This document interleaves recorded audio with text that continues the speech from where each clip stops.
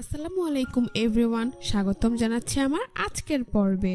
মাত্র 2টি আলু দিয়ে একদমই সহজ উপায়ে কোনো রকম ঝামেলা ছাড়াই ঝটপট তৈরি করে নিতে পারবেন এমন একটি আলুর নাস্তা আজকে তৈরি করে দেখাবো। নাস্তাটি তৈরি করা খুবই সহজ আর উপকরণগুলো আমাদের হাতের কাছে সবসময়ই থাকে। বিকেলের স্ন্যাক্স হিসেবে কিংবা বাচ্চাদের টিফিনের জন্য যে কোনো ধরনের বায়না পূরণ করতে এই রেসিপিটা আপনারা তৈরি করে দিতে পারেন। আশা করছি সকলের খুবই ভালো লাগবে। তো আর কথা বাড়াচ্ছি না, চলুন সহজেই রেসিপিটি দেখে নিচ্ছি।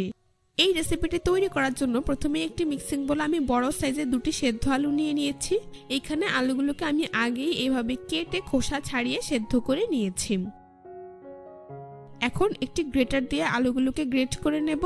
আপনারা চাইলে কাঁটা চামচ দিয়ে কিংবা হাত দিয়েও ম্যাশ করে নিতে পারবেন, তবে খেয়াল রাখতে হবে যেন কোনো প্রকার আলুর দলা না থাকে।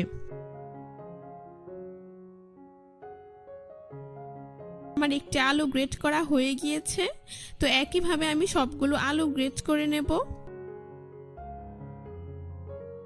তো দেখতেই পাচ্ছেন আমার আলুগুলো খুব ভালো করে গ্রেট করা হয়ে গিয়েছে।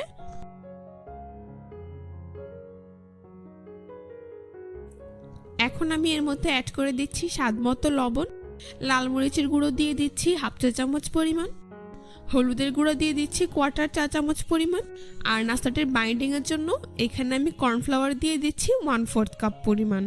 সবশেষে 1 টেবিল চামচ পরিমাণ ধনিয়া পাতা কুচি অ্যাড করে দিচ্ছি। এবার এই সবগুলো উপকরণ একসাথে হাত দিয়ে খুব ভালো করে মিশিয়ে নিচ্ছি। এখানে আলুটাকে কিছুটা সময় নিয়ে খুব ভালো করে মিশিয়ে নিতে হবে। তো দেখতেই পাচ্ছেন নাস্তা তৈরির জন্য আমার একটি মিশ্রণ তৈরি হয়ে গিয়েছে। এখন আপনারা আপনাদের পছন্দ অনুযায়ী যে কোনো শেপ দিয়ে নাস্তা তৈরি করে নিতে পারবেন। সেই জন্য প্রথমে আমি এখান থেকে পরিমাণ মতো আলুর মিশ্রণ নিয়ে নিচ্ছি, তারপর হাত দিয়ে এভাবে খুব ভালো করে চেপে নিচ্ছি। এবার 2 হাত দিয়ে এভাবে ঘুরিয়ে গোল বলের মতো করে তারপর এরকম একটি ডিজাইন দিয়ে দিচ্ছি। আশা করি আপনারা দেখেই বুঝতে পারছেন 2 হাত দিয়ে এভাবে কিছুটা চেপে দিচ্ছি। দেখতেই পাচ্ছেন কত সহজেই খুব সুন্দর একটি নাস্তার শেপ এখানে আমি দিয়ে দিয়েছি।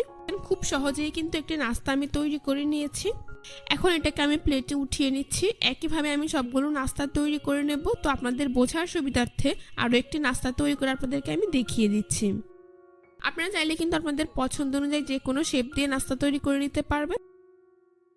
এইভাবে ছোট করে বানালে দেখতে যেমন সুন্দর, বাচ্চাদেরও খেতে খুবই ভালো লাগবে। দেখতেই পাচ্ছেন আরও একটি নাস্তা আমার তৈরি করা হয়ে গিয়েছে। এখন এটাকে আমি প্লেটে উঠিয়ে নিচ্ছি। এভাবে আমি সবগুলো নাস্তা তৈরি করে নিয়েছি। এখন নাস্তাগুলোকে ভেজে নেব। সেই জন্য চুলায় একটি প্যানে পরিমাণ মতো তেল দিয়ে তা মিডিয়াম হিটে গরম করে নিয়েছি। এবার গরম তেলে একে একে নাস্তাগুলোকে দিয়ে দিচ্ছি। চুলার আঁচ মিডিয়ামে রেখে কিছুক্ষণ পরপর উল্টে পাল্টে নাস্তাগুলোকে গোল্ডেন ব্রাউন কালার এবং ক্রিস্পি করে ভেজে নিতে হবে। তো এক পাশ ভাজা হয়ে গেলে আমি নাস্তাগুলোকে উল্টে দিচ্ছি। এইভাবে কিছুক্ষণ পরপর উল্টে পাল্টে নাস্তাগুলোকে আমি ভেজে নিয়েছি। দেখতেই পাচ্ছেন আমার নাস্তাগুলো ভাজা হয়ে গিয়েছে, খুব সুন্দর কালার চলে এসেছে।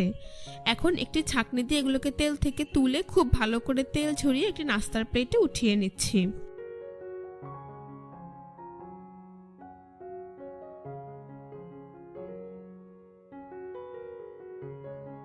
এভাবে আমি সবগুলো নাস্তা ভেজে নিয়েছি। এখন পরিবেশন করে আপনাদের দেখিয়ে দিচ্ছি। দেখুন নাস্তাগুলো দেখতে মাশাআল্লাহ কতটা সুন্দর হয়েছে, আর খেতেও হয়েছে অনেক বেশি মজাদার এবং মুচমুচে।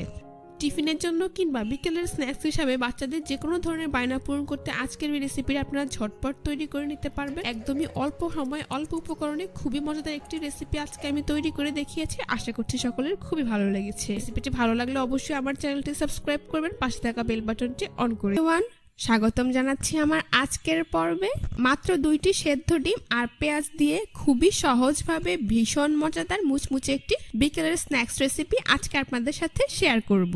বিকেলে চায়ের আড্ডায় চা তৈরির আগেই ঝটপট মাত্র 5 মিনিটেই তৈরি করে নিতে পারবেন। নাস্তাটি একবার তৈরি করে দিলে পরিবারের বড় থেকে ছোট সকলেই খুবই পছন্দ করবে। আশা করছি আজকের রেসিপিটা আপনাদের সবার কাছে ভীষণ ভালো লাগবে। তো চলুন এই সহজ রেসিপিটি দেখে নিচ্ছি। এই রেসিপিটি তৈরি করার জন্য প্রথমে এখানে আমি 2টি সেদ্ধ ডিম নিয়েছি। ডিমগুলোকে আমি আগেই সেদ্ধ করে খোসা ছাড়িয়ে পরিষ্কার করে নিয়েছি। এখন এখান থেকে একটি ডিম নিয়ে নিচ্ছি, তারপর একটি ছুরি দিয়ে এটাকে সমান 2 ভাগে ভাগ করে নিচ্ছি। এবার এই অর্ধেক ডিমটার এক পাশ থেকে এইভাবে চিকন স্লাইস করে কেটে নিচ্ছি। তারপর এই স্লাইসগুলোকে একসাথে করে আড়াআড়ি করে এইভাবে কেটে নিচ্ছি। দেখতেই পাচ্ছেন ডিমগুলোকে আমি ঠিক এইভাবে কুচি করে কেটে নিয়েছি। ডিমের অন্য ভাগটাকেও আমি একইভাবে কেটে নিচ্ছি। আপনারা একটু খেয়াল করলেই বুঝতে পারবেন কাজটা আমি ঠিক কিভাবে করছি। দেখতেই পাচ্ছেন আমার কিন্তু একটি ডিম কাটা হয়ে গিয়েছে। এখন একইভাবে আমি অন্য ডিমটাকেও কেটে নেব।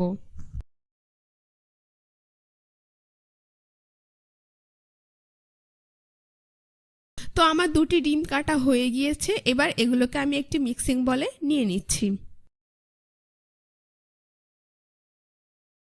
তারপর এর মধ্যে দিয়ে দিচ্ছি দুটি বড় সাইজের পেঁয়াজ কুচি, কাঁচামরিচ কুচি দিয়ে দিচ্ছি 3 থেকে 4টি, দিয়ে দিচ্ছি স্বাদ মতো লবণ, চিলি ফ্লেক্স দিয়ে দিচ্ছি 1/2 চা চামচ পরিমাণ, চাট মশলা দিয়ে দিচ্ছি 1 চা চামচ পরিমাণ, দিয়ে দিচ্ছি 1/2 চা চামচ পরিমাণ আদা বাটা, 1/2 চা চামচ পরিমাণ রসুন বাটা, ভাজা জিরার গুঁড়ো দিয়ে দিচ্ছি 1/4 চা চামচ পরিমাণ, আর গরম মশলার গুঁড়ো দিয়ে দিচ্ছি 1/4 চা চামচ পরিমাণ, ধনিয়া পাতা কুচি দিয়ে দিচ্ছি 1 চা চামচ পরিমাণ। এইবার এই সবগুলো উপকরণ একসাথে হাত দিয়ে খুব ভালো করে মিশিয়ে নিচ্ছি। একদমই আলতো হাতে মিশিয়ে নিতে হবে, আশা করি আপনারা দেখেই বুঝতে পারছেন। এবার নাস্তাটাকে ক্রিস্পি বানানোর জন্য আমি দিয়ে দিচ্ছি 2 টেবিল চামচ পরিমাণ কর্নফ্লাওয়ার, আর নাস্তাটির বাইন্ডিং এর জন্য এখানে অ্যাড করে দিচ্ছি 3 টেবিল চামচ পরিমাণ বেসন। তো বেসন আর কর্নফ্লাওয়ারটাকেও সবকিছুর সাথে খুব ভালো করে মিশিয়ে নিচ্ছি। আপনারা চাইলে এখানে কর্নফ্লাওয়ারের পরিবর্তে চালের গুঁড়ো ব্যবহার করতে পারবেন। তো দেখতেই পাচ্ছেন মেশানো হয়ে গিয়েছে। এখন সবশেষে এখানে আমি অ্যাড করে দিচ্ছি 1 চা চামচ পরিমাণ পানি। এখানে খুব বেশি পানি দেওয়ার প্রয়োজন নেই, 1 চা চামচ পানি দিয়ে সবকিছুকে একসাথে খুব ভালো করে মিশিয়ে নিলেই দেখতে পাবেন একটি আঠালো মিশ্রণ তৈরি হয়ে গিয়েছে।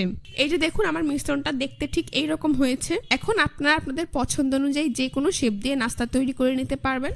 তো আমি প্রথমে এখান থেকে পরিমাণ মতো মিশ্রণ নিয়ে নিচ্ছি, তারপর হাত দিয়ে এইভাবে খুব ভালো করে চেপে নিচ্ছি।